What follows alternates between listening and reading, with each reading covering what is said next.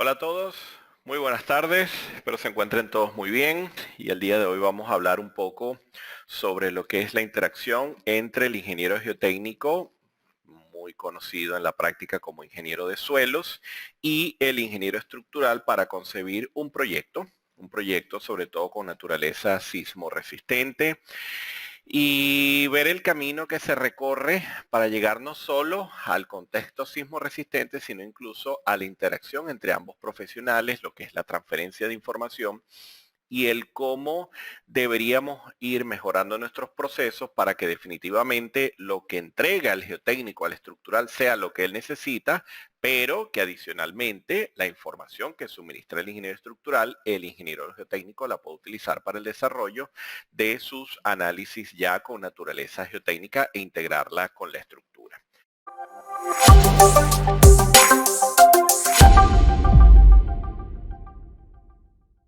Entonces, bueno, vamos a empezar a revisar varias cosas y vamos a ir interactuando un poco con algunos software, vamos a revisar alguna normativa y vamos a poder hacer discusión de estos aspectos que considero que en la práctica habitual son de suma importancia para ambos profesionales, independientemente del equipo en el que juegue cada uno de ustedes. ¿Ok? Muy bien, lo primero que vamos a definir es lo que es un sistema suelo-cimentación. Típicamente hablamos de la cimentación, la fundación, el cimiento, etcétera. Bueno, definitivamente tenemos que tener presente el concepto del sistema suelo-cimentación. ¿Por qué? Porque en este punto de unión van a interactuar el miembro estructural y el terreno en el que nos estamos apoyando. Entonces, definitivamente no podemos hablar ni del suelo ni de la cimentación. No podemos hablar de la capacidad del suelo ni de la capacidad de la cimentación. Tenemos que hablar de la interacción suelo-cimentación, donde vamos a poder vincular lo que es el aspecto geotécnico y el aspecto estructural y verlo como un todo. Ojo, esto aplica para zapatas, losas de cimentación, pilotes, grupos de pilotes y diferentes configuraciones de sistemas suelo-cimentación. O sea que es extensivo para todas las soluciones que utilizamos tradicionalmente. Esta es una tabla que me gusta siempre iniciar para cuando vamos a discutir estos temas, una tabla que desarrollamos hace poco más de un año.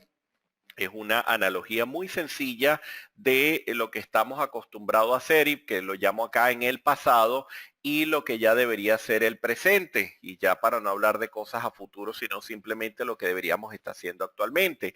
Y que busca entonces visualizar si definitivamente estamos en el pasado o si ya estamos haciendo las cosas como debe ser desde el punto de vista de integración de información geotécnica con la información estructural. Bueno, en el pasado hablamos de un ingeniero de suelos que propone soluciones para que las adopte el ingeniero estructural. Esto es algo estándar, el ingeniero de suelos, mira, hazlo de esta manera y el ingeniero estructural responde. Ya actualmente debemos pensar en que el ingeniero geotécnico conjuntamente con el estructural propongan alternativas de solución para el sistema suelo-cimentación. Quiero dejar claro en este punto que estos no son conceptos filosóficos, esto es algo que ya en la práctica se utiliza con bastante fuerza en ciertos tipos de proyectos. Es muy cierto que hay proyectos de poca envergadura, proyectos pequeños donde esta interacción se complica por diferentes aspectos de lógica del proyecto, por simplemente problemas de gestión. Apareció un estudio geotécnico que se hizo hace 5 años y nadie sabe dónde está el geotecnista. Yo lo sé. Yo sé que ese tipo de cosas ocurre y por eso es que en esta presentación vamos a discutir sobre temas que incluso tienen que ver con la forma en la que trabajamos en nuestros despachos, en nuestras oficinas, cuando abordamos literalmente un proyecto de esta naturaleza. En el pasado se dan dimensiones y profundidades que están en función de la condición del terreno. Mire, esto es una arcilla, esto es una arena, esto es un limo con arcilla, esto es una arcilla con limo. Entonces, mira, el desplante es de 2 metros y deberías utilizar una zapata de mínimo 1 por 1. ¿Ok? Ya está. Es una solución, la dio el estudio técnico y el estructural ve a ver cómo logras resolver con eso. Ya en el presente, las dimensiones de la cimentación tienen que estar en función del terreno, muy importante de las cargas actuantes. ¿Okay? No es posible que se le exija un gran volumen de información técnico cuando no tiene orden de magnitud de las cargas actuantes. Hay que entender el comportamiento global de la edificación. Hay ingenieros estructurales que ahora abordan el proyecto con diseño por desempeño, desempeño basado en métodos de fuerza, desempeño basado en métodos de desplazamiento, criterios FEMA, Ya análisis no lineal de estructura. Si es una estructura de edificación, entonces estará enmarcado en un comportamiento a nivel de desempeño desde el punto de vista de fuerza y desplazamiento. Y si es un puente, por ejemplo, tendrá otros requisitos según lo que establezca el código AASHTO o el eurocódigo si se está trabajando con alguna de esta normativa. Luego, ¿qué factores de riesgo y respuesta sísmica pueden existir en el proyecto? En función de eso, entonces, ya sí podemos fijar dimensiones de la cimentación que no solo responden a una resistencia requerida, sino a un desempeño de la edificación o de la estructura que se está concibiendo. En el pasado había muy poca información relacionada con amenazas sismogeotécnicas, incluso esto era algo como filosófico, ¿no? Esto era algo que se escuchaba como que, bueno, sí, el sismo, el terremoto en Alaska, por allá en los años 60. Luego sí, mira, luego hubo Northridge en el 94 y bueno, parece que hubo bastante daño, pero una cosa como filosófica, ya actualmente no es así, ya actualmente hemos aprendido muchísimo de todos estos terremotos. Recientemente hemos tenido importante actividad sísmica en diversas regiones de Latinoamérica, en lo que es Nueva Zelanda, en Asia, y todo esto ha venido nutriendo de mucha información. De manera que antes incluso era hasta difícil definir la licuación porque no estaba tan claro el concepto que algunas personas hablaban, mira, esto es como una arena movediza, esto es que el suelo se vuelve como algo muy débil y entonces, bueno, los edificios se caen, o sea, era algo como un poco como extraño, ¿no? Era como que parece que ocurrió por allí, vi una foto en Niigata, la vi en la portada del texto del profesor Steven Kramer, y bueno, eso es lo que sé de licuación. No, ya actualmente hay mucha data, hay mucho registro, hay mucha información que permite no solo evidenciar el fenómeno, sino incluso estimar mediante métodos determinísticos y probabilísticos si un suelo es potencialmente licuable e incluso, y esto es muy interesante, diseñar cierto tipo de cimentación para poder soportar ciertos niveles de licuación. Esto ya actualmente es así. En el pasado se aplicaba entonces grandes factores de seguridad para garantizar conservadores diseños por resistencia. No te preocupes que el factor de seguridad es de 3. Y si quiere lo llevamos a 3,5 o a 4 y dormimos tranquilos. No, ya eso no es así, porque una cimentación diseñada con un factor de seguridad de 4 o de 5 de igual manera puede manifestar deformaciones importantes que afectan el desempeño de la edificación. Entonces ya ahora definitivamente, aunque garantizamos y validamos el diseño por resistencia, ahora hay que entender que tenemos que vivir con el control de deformaciones. Y el control de deformaciones puede ser de orden de cargas verticales, laterales, rotaciones, etcétera. Y en función de eso, independientemente de los factores de seguridad, la edificación a la final tiene que garantizar un desempeño y cada vez que yo digo desempeño, muchas personas piensan en análisis pushover, análisis no lineal y este tipo de cosas.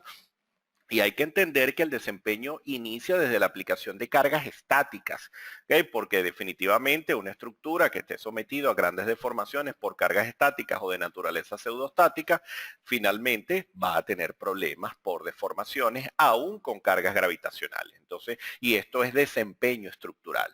Ocurre que hay un desempeño sísmico que depende de la acción sísmica, que depende de un criterio de deformación, que es otro tema aparte, pero definitivamente el desempeño parte desde el comportamiento ante cargas gravitacionales. En el pasado, la verificación de asentamiento es una consideración secundaria. Bueno, ustedes lo van a ver, ven muchos estudios de técnico. Oye, los asentamientos esperados, bueno, no están. ¿Por qué? Bueno, porque el geotécnico no tuvo las cargas y al no tener las cargas, él no puede estimar un asentamiento, entonces, bueno, no se reportó. No, es que ahora es un problema no tener los asentamientos esperados. Es además ilógico que tú tengas una información geotécnica sin asentamientos esperados y te den un coeficiente de balasto. Eso no tiene ningún sentido. El coeficiente de balasto es un parámetro de rigidez. Si yo hablo de rigidez, estoy vinculando la fuerza con la deformación esperada. Entonces, ¿cómo me reportas un coeficiente de balasto si no hay un estimado de asentamiento? No entiendo cómo ocurrió eso. Entonces, ya definitivamente el diseño por deformación basado en asentamiento es en la mayoría de los casos mucho más importante que los diseños basados en resistencia. En el pasado, la respuesta dinámica de la cimentación no es importante, es un miembro que está confinado por el terreno. Esto es una cosa que se mantiene hasta nuestros días. Aquello de que eso está enterrado allí, entonces la viga de riostra puede ser chiquita, muy chiquita, ya va, pero quiere decir entonces que el sistema suelo cimentación no forma parte del sistema resistente a sismo de la estructura. No, no, claro que sí. Entonces, ¿cómo es que la cimentación y la viga de cimentación es más pequeña que el resto de la viga de la edificación? Bueno, porque el suelo la confina, ok, pero y ustedes han podido observar en fotografías, videos de muchos sismos recientes el daño que sufre el terreno ante un evento sísmico. Entonces, es lógico que yo piense que el terreno siempre está confinando al sistema suelo-cimentación independientemente del nivel de fuerza sísmica que se aplique. Eso no tiene mucho sentido. Entonces ya actualmente en el diseño geotécnico estructural de la cimentación debemos tener presente presencia de fuerzas inerciales y cinemáticas que ya vienen a ser una consecuencia de la respuesta del terreno interactuando con la edificación. Ya aparecen los mecanismos de interacción suelo-estructura y de forma más detallada interacción suelo, cimentación, estructura. Estos mecanismos de interacción garantizan entonces el comportamiento adecuado del cimiento interactuando con el terreno, pero no olvidemos que encima hay una edificación. Entonces, eso de que la zapata y la viga de cimentación o el pilote está enterrado allí y eso no se mueve, esto ya es algo que deberíamos quitárnoslo ya de la mente porque no tiene mucho sentido. No se tenía previsto que la dimensión informe de la cimentación pudiese afectar la respuesta sísmica de la edificación. ¿Cuántas veces no escuchamos cosas como que, mira, es una losa de cimentación, pero decidimos colocar pilotes? O mira, es pilote, decidimos colocar zapatas. Sí, no hay ningún problema porque el suelo es competente y podemos pasar de pilotes a zapatas. Ya va, pero ¿y la edificación que está encima? ¿No se modifica la respuesta por la presencia del cimiento? Bueno, actualmente esto es una ciencia que tiene mucha fuerza dentro de la sismogeotecnia y es el análisis ya de la rigidez de la cimentación, no solo su rigidez estática que caracterizamos con un balasto, sino su componente de rigidez dinámico y amortiguamiento que influye en la respuesta global de la cimentación. Y ya estos son los fenómenos de interacción suelo-cimentación estructuras que ya modifican fuertemente la respuesta de cualquier edificación. Incluso les comento algo muy interesante. Yo puedo modificar y buscar que la edificación tenga una respuesta adecuada simplemente cambiando el sistema suelo-cimentación. Imagínense ustedes qué interesante poder manejar esto a ese nivel de detalle. ¿Okay? Entonces aparecen unas referencias de lo mínimo que debe contener un estudio técnico. Sí, hay una información mínima que debe contener el estudio técnico. Esta lámina se las muestro como referencia, como recordatorio. Siempre cuando llego a este punto hago una analogía y por si hay personas que están viendo esto por primera vez, siempre les comento, si hacemos un ejercicio muy rápido, muy sencillo y asignamos una página a cada uno de estos títulos, bueno, un estudio técnico debería tener mínimo 15 y 16 páginas. Bueno, ¿cuántas veces no hemos conseguido estudios técnicos de 5 o 6 páginas? Entonces acá vienen ya parte de los problemas que discutiremos el día de hoy. Y para entonces hablar de interacción entre ambas especialidades, tenemos que definir una ciencia que es la ingeniería sismogeotécnica, lo que llamamos en lengua inglesa la Geotechnical Earthquake Engineering, que viene a ser ya una ciencia que ha tomado mucho auge en muchos países a nivel internacional y ya ahora se estudia ingeniería sismogeotécnica en muchas universidades del mundo. En realidad es una subespecialidad de la geotecnia donde ya se involucran los efectos de los sismos o los terremotos y ya se trabaja de forma conjunta con la geología, sismología e ingeniería sísmica. Puntos importantes de la sismogeotecnia. Analizar, por ejemplo, el comportamiento de esfuerzos en el sitio en función de la actividad sísmica. Ver qué ocurre con las capacidades portantes admisibles de las cimentaciones, ahora incorporando el efecto sísmico. ¿Qué ocurre con las aceleraciones del terreno y los sismos de diseño? ¿Qué pasa con la licuación del terreno? Esto es algo que yo tengo en cuenta, no tengo en cuenta.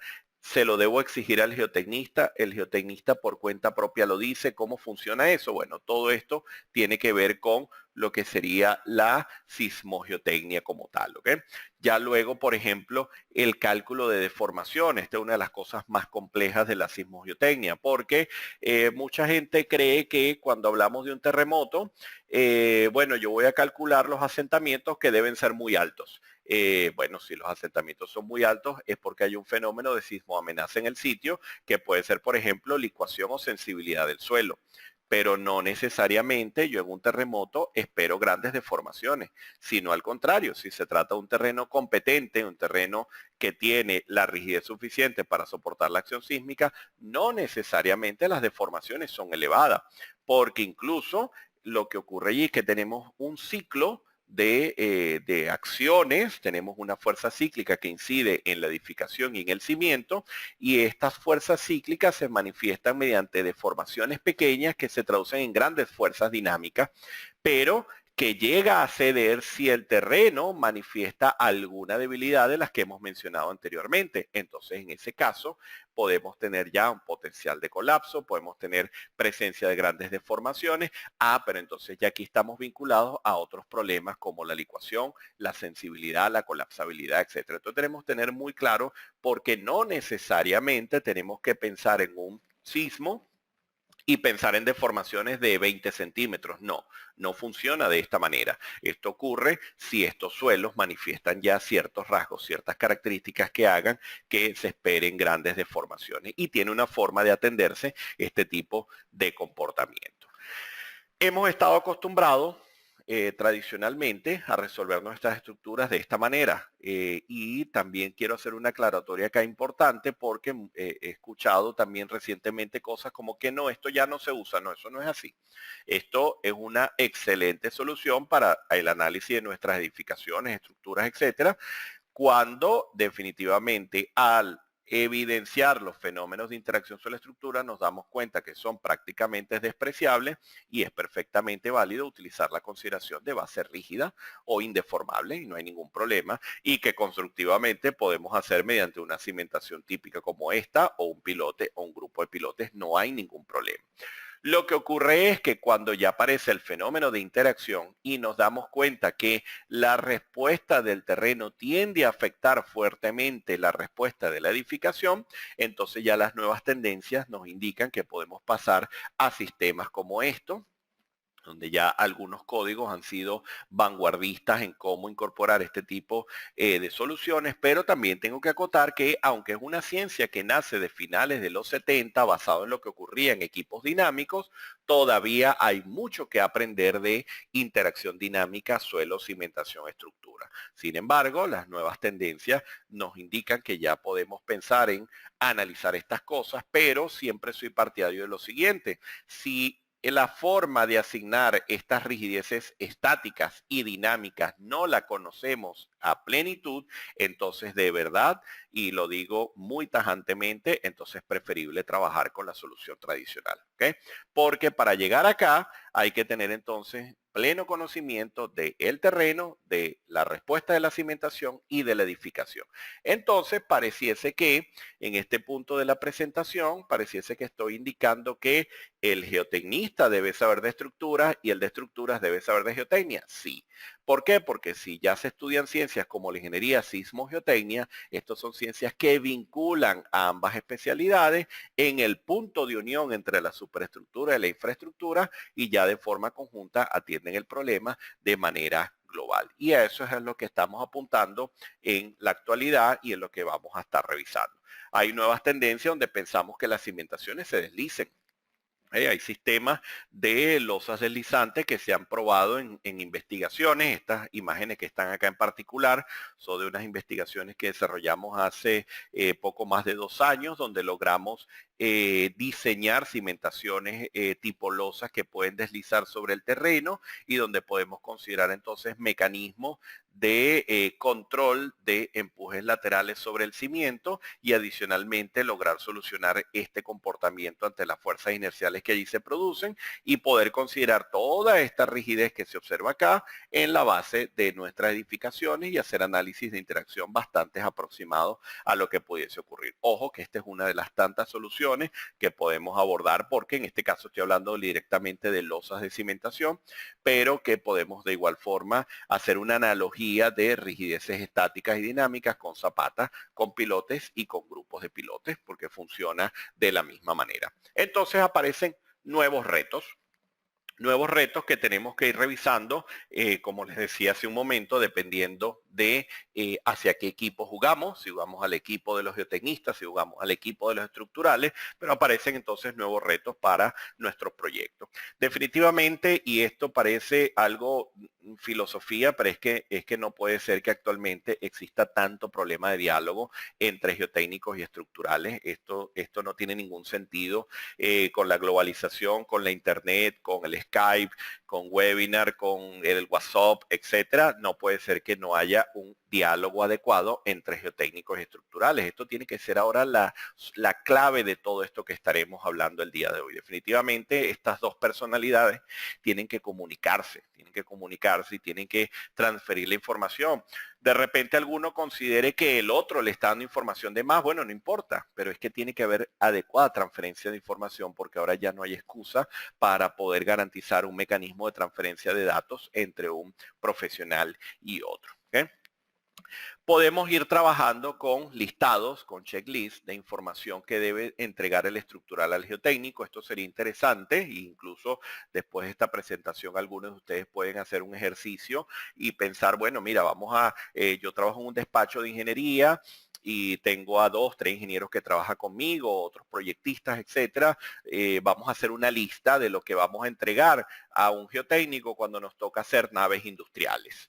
Y vamos a hacer otro listado para cuando el geotécnico nos debe hacer el estudio para una edificación de hormigón armado. Y vamos a hacer otro listado para cuando el geotécnico tiene que hacer un informe para construir bases para equipos industriales. Y así sucesivamente. Podemos hacer un listado de lo que debe suministrar el estructural al geotécnico y esto sirve de referencia y esto se va nutriendo y se va alimentando a lo largo del tiempo. De igual forma, un listado de la información que requiere el estructural y que debe ser suministrado por el geotécnico. Y muchos yo sé que perciben esto de esta manera porque a diario me consigo consultas de muchos estructurales que dice, es que de por sí no tengo tan claro qué me entrega el geotécnico. Y esto es una pregunta muy frecuente. Adicionalmente, porque como ha habido este gran divorcio que les mencionaba aquí en el primer punto, entonces claro, los códigos tampoco han hecho tanto hincapié, algunos sí, unos más que otros, pero no han hecho tanto hincapié en realidad en lo que debe entregar el geotécnico plenamente. ¿Por qué? Porque es complicado, es porque cada condición geotécnica es diferente, cada proyecto es diferente, cada proyecto tiene su magnitud de carga, si involucramos el aspecto sísmico, vuelven a aparecer otras consideraciones, entonces es muy complicado que los códigos puedan dar un listado completo de lo que debe ocurrir, pero por eso, bueno, se generan estas discusiones y podemos hablar de estas cosas para que entre todos podamos llegando a un consenso. ¿Okay?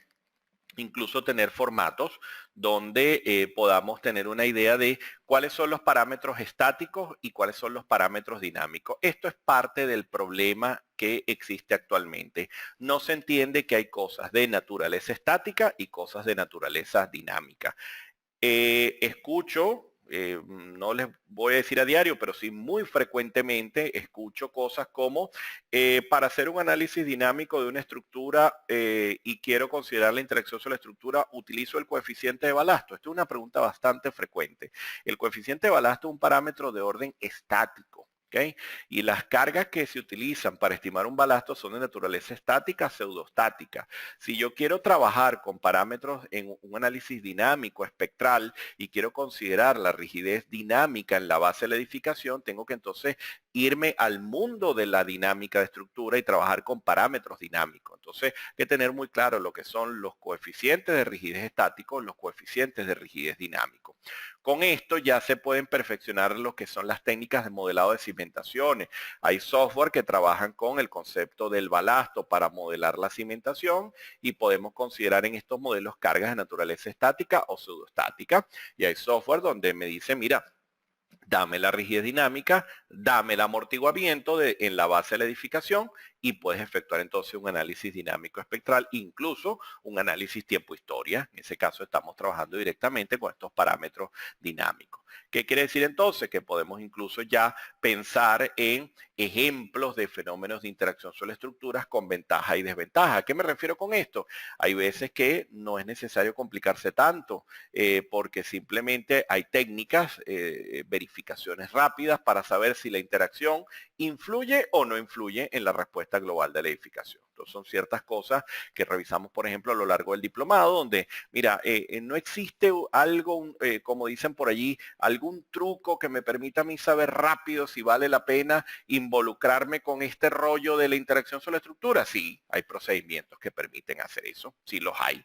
Y puedes darte cuenta, sí, mira, no te vayas por ese camino, trabaja con base rígida e indeformable, que tu edificación no se entera si calculas la interacción sobre la estructura. Pero hay otros casos donde este indicador puede darte una respuesta muy rápida y decirte, mira, sí, si incorporas la interacción sobre la estructura, puedes obtener grandes diferencias en tu análisis. Entonces, este tipo de cosas se puede ir evaluando y se puede ir perfeccionando lo que es ya la interacción entre ambas especialidades. Entonces, bueno, ya el punto álgido de la presentación, bueno, ¿qué requiere el ingeniero geotécnico? Bueno, definitivamente dónde va el proyecto, esto es clave. Y viene este punto interesante. Códigos de diseño a utilizarse en el proyecto. Y alguien diría, bueno, pero ¿y por qué? Bueno, les pongo un ejemplo. Salgo un momento de esta lámina y voy a abrir acá el FEMA. Voy a abrir acá el FEMA 750, derivado de las previsiones NERP del año 2009, las previsiones sísmicas, y me voy a ir rápidamente a lo que sería el punto 4, que es el diseño por resistencia última de cimentaciones. El mayor problema con el que se consigue el ingeniero estructural en la práctica es que él no entiende cómo acoplar el diseño por esfuerzos permisibles que tradicionalmente utiliza el geotécnico en el diseño de sus cimentaciones. Esto es algo que choca fuertemente con el ingeniero estructural. ¿Por qué? Porque esto ocurre en edificaciones. Los asistentes que estén involucrados en el área de puentes, por ejemplo, sabrán que el código ASTO sí tiene resuelto este problema. El que trabaja con el código ASTO se dará cuenta que este código se ha logrado acoplar lo que es la filosofía de diseño estructural de cimentaciones de puentes con lo que es la filosofía de diseño geotécnico. Es decir, todo está enmarcado dentro de un mismo concepto, dentro de un mismo análisis de estados límites, donde, por ejemplo, el aspecto sísmico se incorpora dentro de algo que se llama evento extremo y ya todo converge ahí, tanto la parte geotécnica como la parte estructural. En edificaciones esto no se ha logrado de la misma manera. Entonces, ¿qué ocurre? Que surgen recomendaciones como la del FEMA 750, que prácticamente es un derivado de los comentarios de la AC7 de los Estados Unidos. Y fíjense, acá hay unos comentarios interesantes. Está en inglés, pero los vamos a leer acá rápidamente. Fíjense, vamos a remarcar esto acá que es muy interesante y es lo que tradicionalmente vemos. Fíjense, en la práctica para el diseño de cimentaciones, para lo que sería el diseño geotécnico, está basado en esfuerzos permisibles, en donde se habla ya de una capacidad de carga permisible de la cimentación, tanto para carga muerta más carga viva, cargas permanentes más cargas variables, basado en limitar los asentamientos estáticos a largo plazo. ¿Ok? Asentamientos estáticos a largo plazo. Eso es lo que tradicionalmente se utiliza dentro de las técnicas o los procedimientos de diseño geotécnico y suministrando grandes factores de seguridad. Esto es lo que les decía, ¿no? Esto es lo que se hacía en el pasado. En la práctica actual, si hablamos entonces ya de esfuerzos permisibles del suelo para carga viva y carga muerta, entonces lo que se hace es que se incrementa por un tercio las combinaciones que incluyen el viento o el sismo. Y esto es tradición. ¿Esto dónde está? Bueno, en muchos documentos está escrito esto y esto ha sido todo un tema de discusión, esto ha sido todo un problema porque obviamente parece como un número sacado de una caja negra, ¿ok? Incrementar en un tercio las combinaciones de carga cuando se incluye el efecto sísmico de viento y obviamente muchos geotecnistas y con mucha razón han dicho esto no está bien. Esto no está bien porque hay casos de suelos donde no necesariamente entran dentro de lo convencional y hablar de un incremento de la capacidad portante de un tercio se traduce en un problema ya desde el punto de vista de resolución. Entonces, claro, ¿qué es lo que le estás diciendo al estructural? Le estás diciendo, mira, yo te voy a dar un admisible por esfuerzos permisibles. Cuando tú obtengas ese dato, tú vas a multiplicarlo por un tercio cuando incluyas la acción sísmica. Cuando no tengas la acción sísmica, puedes utilizar el valor que te estoy dando. ¿Por qué está ocurriendo esto? Porque las teorías de estos famosos investigadores como Terzaghi, Meyerhoff, Bézic, etcétera, estas teorías se desarrollaron para cargas de naturaleza estática o cuasi estática, incluso tradicionalmente de orden gravitacional. ¿Okay? Quiere decir entonces que no fueron teorías diseñadas para el problema sísmico, el problema dinámico. De ahí entonces que estas teorías sea imposible acoplarlas a un mecanismo de respuesta dinámica y por eso se haya manejado entonces este concepto de incrementar en un tercio la capacidad portante admisible. ¿Okay? ¿Qué quiere decir eso? Que bueno, que esto es lo que se ha hecho tradicionalmente y por eso hay tanto problema entre el acople estructural y el acople geotécnico. Entonces, documentos como el FEMA han desarrollado la filosofía de diseño por resistencia última para cimentaciones, donde incorporan el comportamiento de análisis de resistencia por capacidad última, que es lo que los estructurales manejan convencionalmente en el diseño de las estructuras, y adicionalmente en lo que sería el control de modelado desde el punto de vista de carga y de formación. ¿Okay? En este aspecto, entonces fíjense, ya este código busca incorporar procedimientos de diseño de capacidad última para diseño geotécnico de cimentaciones. Y ya vamos a ver más adelante que incluso hasta los software nos permiten el poder efectuar este tipo de análisis. Incluso esta documentación derivada del FEMA nos hace comentarios como este, donde dice, cuando los factores de seguridad son altos, resultan fundaciones más pequeñas a partir del método de diseño por capacidad última. Pero cuando los factores de seguridad son bajos, es posible que las fundaciones podrían ser más grandes utilizando los diseños de capacidad última. ¿Qué ocurre acá? Claro que hay un desacople entre la filosofía de diseño de la edificación y lo que tradicionalmente hace el geotécnico. Esto ha traído ciertos problemas en la práctica. Entonces incluso, y esto es interesante, estas últimas líneas de este documento, un documento con tanta seriedad como el FEMA 750, donde nos dice, imagínense ustedes el cómo están desvinculadas estas áreas cuando nos dicen cosas como que se espera que el uso o la prueba de estas metodologías que aquí se presentan permitan el consenso necesario para ser desarrollado luego y que se puedan incorporar dentro de las provisiones. ¿Okay? Y esto último es más interesante todavía.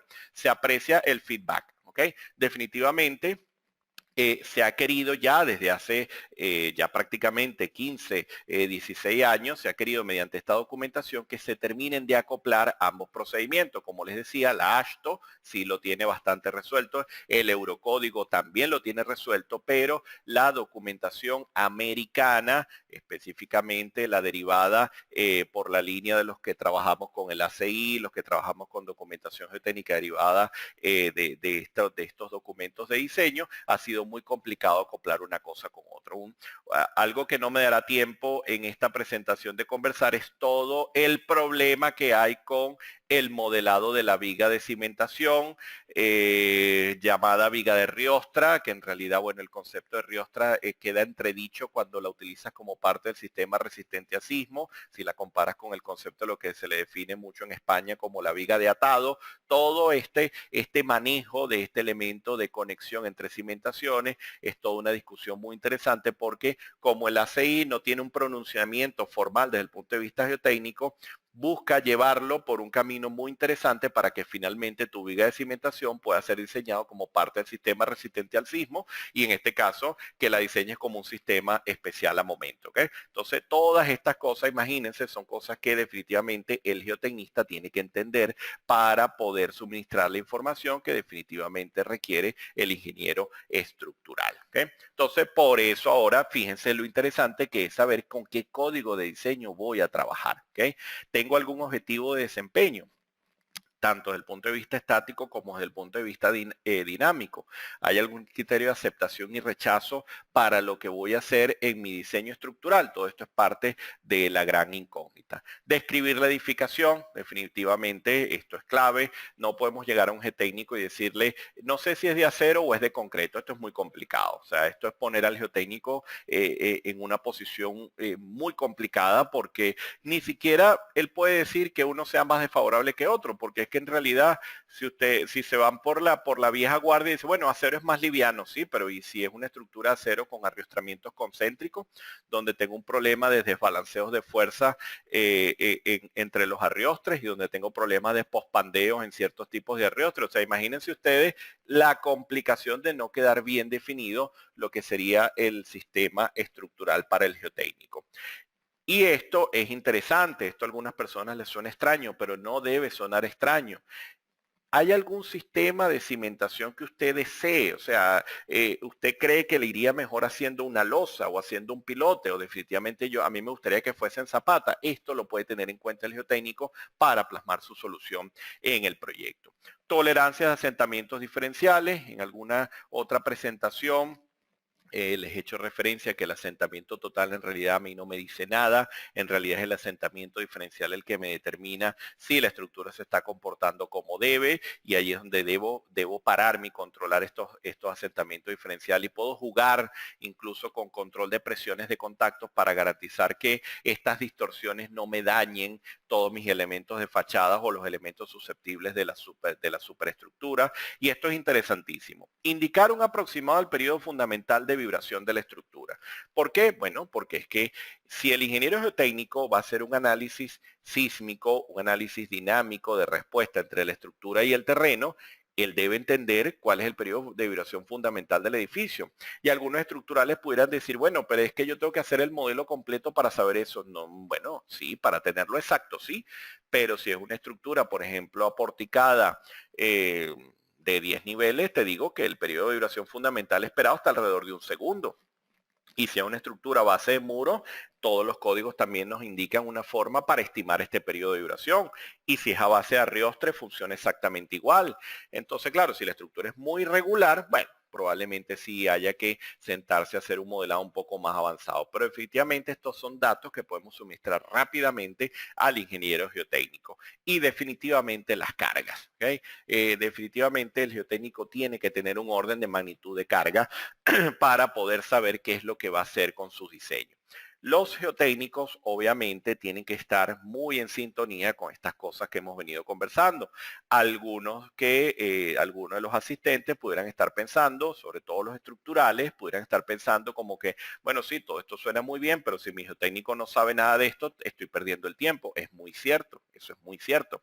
El ingeniero geotécnico debe estar actualizado y debe tener conciencia de estas cosas. Incluso debe haber una reunión donde definitivamente se indique, mira, este proyecto tiene estas características, necesitamos saber de que la empresa de geotecnia dispone del conocimiento técnico para abordar este problema. Y esto debe ser algo que se atiende, yo diría, en la primera reunión, para que ya el ingeniero estructural pueda ir tranquilo suministrando la data que se requiere y que la oficina a cargo de la geotecnia pueda resolver el problema sin mayor inconveniente. ¿Ok? Definitivamente, las cargas es muy importante, tener un estimado de cargas de viento, de sismo. En función de eso, como les decía, si se quiere hacer análisis de interacción sobre la estructura, lo ideal es hacerlos por métodos de capacidad última, porque ya estamos incorporando el efecto sísmico de manera directa, de manera explícita. Ya no es que si estamos incrementando por un tercio el de esfuerzo permisible, que si bajamos aquí, subimos allá, sino que simplemente estamos haciendo una incorporación explícita de carga, y lo ideal es que podamos trabajar con estado último para que esto sea consono con el diseño global de la edificación. Vamos entonces a revisar si ya definitivamente hace falta la interacción sobre la estructura. Esto puede hacerlo el ingeniero estructural, también puede hacerlo el geotécnico, y en función de eso ver si vale la pena calcular rigideces dinámicas y amortiguamiento e irnos por ese camino de la interacción dinámica sobre la estructura. Y esto es importantísimo, el diseño sísmico, ¿cómo se va a efectuar? Porque si es una estructura de edificación convencional, probablemente se haga mediante un espectro de diseño normalizado, lo que tradicionalmente utilizamos y que nos dictan todos nuestros códigos. Pero si estamos haciendo una estructura de puente, cuidado si no se requiere un análisis específico de sitio. Entonces probablemente estemos a la espera de un informe de respuesta sísmica de sitio para poder tener un espectro de respuesta particular de ese proyecto. Entonces ese dato debe tenerlo el ingeniero geotécnico, a menos que esté participando en el proceso de construcción de dicho espectro de respuesta. O De forma combinada, puede ser incluso análisis de registro tiempo-historia para construir el espectro de respuesta o simplemente tener un análisis ya desde el punto de vista de diseño mediante el uso de acelerogramas. Esto es clave para poder saber entonces con qué nos estamos involucrando y que este especialista pueda tener la data que se requiere. ¿Okay? Muy bien, entonces ya ahora que el ingeniero geotécnico dispone de esta data, ahora ¿qué requiere el ingeniero estructural? El ingeniero estructural entonces, bueno, necesita obviamente un sondeo de data geotécnica. Descríbeme el sitio someramente, dime si ese sitio tiene algún problema de sismo amenaza, tiene algún problema de deformación, de grandes deformaciones esperadas, qué dicen esos registros de perforación, qué dicen las pruebas de campo y laboratorio. La realidad es, y aquí vamos a hablar sinceramente, sabemos que el ingeniero estructural no se pone a leer el detalle de las pruebas de campo y laboratorio en un estudio técnico, eso lo sabemos probablemente la mayoría de los asistentes, pero sí el ingeniero estructural tiene que tener un consenso y una claridad de si ese suelo es arcilloso, si ese suelo es arena, si es un suelo susceptible, si es un suelo que manifiesta algún tipo de problema en los que hemos mencionado hasta el momento. Obviamente la información de sismicidad del sitio. En algunos casos esto suena un poco como redundante. Dice, no, bueno, es que yo vivo en tal sitio y bueno, hay un código de diseño sísmico y ahí la norma me dice cuál es sísmico y cuál es no. Esto a mí no me dice nada. Bueno, ustedes pueden conseguirse con muchísimos proyectos ubicados en ciertas zonas muy particulares donde la información sísmica no está del todo clara. Y esto ocurre mucho en contextos internacionales donde en ciertas zonas que no había ocurrido amenazas, no había evidencia de amenaza sísmica hace 20 años, resulta que ahora hay ciertos movimientos sísmicos interesantes, ciertos temblores, cierta información geológica actualizada que dice, mira, esta zona se está transformando en zona sísmica. Entonces, definitivamente, esto debe ser una regla. Indícame qué ocurre con la actividad sísmica en la zona donde estoy diseñando.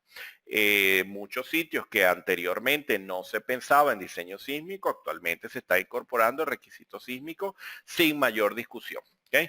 Cosas obviamente como el nivel freático, es importante también para resolver problemas de construcción, etcétera. Y las recomendaciones del sistema suelo cimentación, no tiene por qué ser una. Probablemente lo que les decía, ustedes pueden tener un sistema de cimentación deseado, pero pueden haber 2 o 3 opciones. Y entonces en función de eso habrá un análisis de costo-beneficio para poder establecer la cimentación que mejor se adecua al proyecto. ¿Okay? Entonces viene ya el ataque de cada tipo de cimentación en particular. ¿Qué pasa con las superficiales? Bueno, necesitamos obviamente unos valores permisibles para cargas de servicio, obviamente, ya aquí hablamos de las cargas típicas, cargas permanentes más cargas variables, y para cargas excepcionales, por ejemplo, sismo, viento, y validar que mis presiones de contacto no excedan tales valores, y sobre todo si estoy trabajando con métodos de esfuerzos permisibles, que es el problema que tradicionalmente conseguimos en la práctica. Si ya el geotecnista puede incorporar la filosofía de diseño último y hacer el análisis de carga de sismo y viento con esta filosofía, es mucho mejor porque es algo que el ingeniero estructural va a comprender y lo va a poder acoplar mejor a su filosofía de diseño global de la edificación. Y paramos acá en un punto interesante. Módulo de reacción de terreno o coeficiente de balasto. Esto yo lo llamo el pan de cada día. ¿Okay? Y acoto acá en negrilla en función del nivel de deformación esperada para cargas a largo plazo. ¿Por qué tengo que acotar esto? Bueno, porque he sido un enemigo verbal de lo que ha sido el mal uso de tablas e información tabulada. La información tabulada es una técnica que utilizamos todos nosotros en nuestros proyectos que nos funciona muy bien para muchas cosas, pero siempre tenemos que entender cuál es el título de la tabla y en qué condición se hizo la tabla. ¿Okay? Porque es tradición en muchos de los estructurales tomar un coeficiente de balasto en función del tipo de suelo, cuando el coeficiente de balasto es un parámetro de rigidez. Y si hablo de rigidez, estoy hablando de fuerzas y estoy hablando de deformación.